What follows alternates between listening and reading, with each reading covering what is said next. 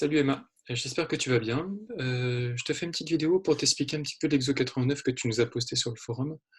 Donc on va regarder ça ensemble.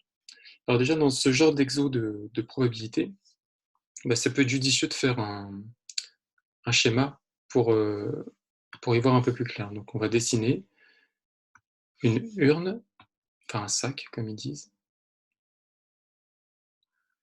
Et donc on sait que dans ce sac il y a 100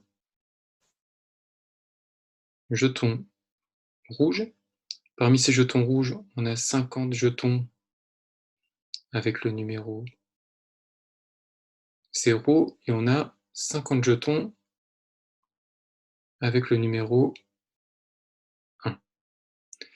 Puis ils nous disent qu'ils rajoutent des jetons verts, 30 avec le numéro 0 et n avec le numéro 1. Donc ça veut dire qu'on a 30 plus n jetons verts, 30 avec le numéro 0 et n avec le numéro 1. Voilà, donc là on a le schéma de la situation. Première question, il nous demande d'exprimer le nombre de jetons qu'il y a dans le sac en fonction de n. Ben dans le sac, on sait qu'il y a des jetons rouges et des jetons verts, on sait qu'il y a 100 jetons rouges, 30 plus n jetons verts, ben le nombre total de jetons, c'est la somme des deux valeurs.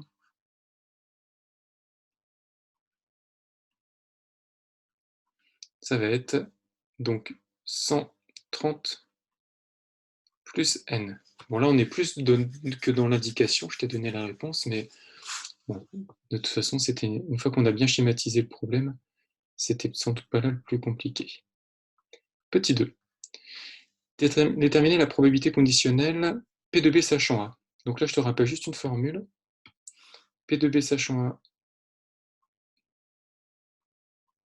il faut savoir que c'est égal à P de A inter B sur P de A. Donc P de A inter B, tu vas pouvoir le calculer assez facilement parce qu'en fait, A inter B, donc ça correspond à le jeton est rouge et le jeton porte le numéro 0. Être rouge et porter le numéro 0, il y en a 50 jetons au total. Donc cette probabilité-là, ça va forcément être 50 divisé par le nombre total, c'est-à-dire 130 plus n. Et la probabilité de A, sachant que A c'est le jeton est rouge, il y a 100 jetons rouges, et bien ça va nous faire 100 divisé par 130 plus n. Je te laisse poser le calcul, et puis normalement je pense que tu dois obtenir un demi. Tu me diras ça. Petit b. Calcule la probabilité de B en fonction de n. Donc B c'est le jeton porte le numéro 0. Donc on sait que dans ce sac il y a 50 jetons rouges qui portent 0, 30 jetons verts qui portent le numéro 0. Donc au total, on a un nombre de jetons qui portent le nombre de 0 qui est de 80 sur un nombre total de 130 plus n. Donc là c'est pareil, c'est une réponse qui est assez directe, comme pour calculer le nombre de jetons. Il faut juste avoir bien schématisé la situation.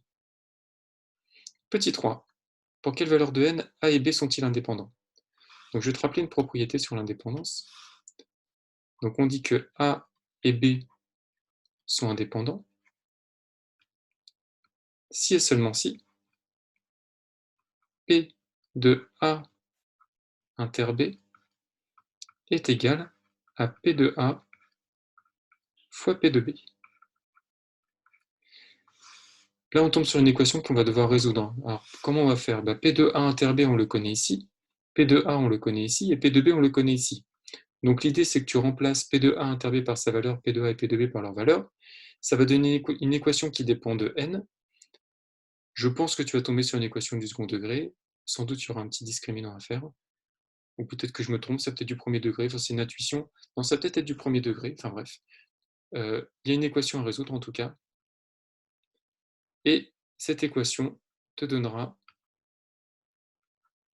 la valeur de n, là où les valeurs de n qui fonctionnent. Voilà, je te laisse essayer et puis tu reviens vers nous. Bon courage!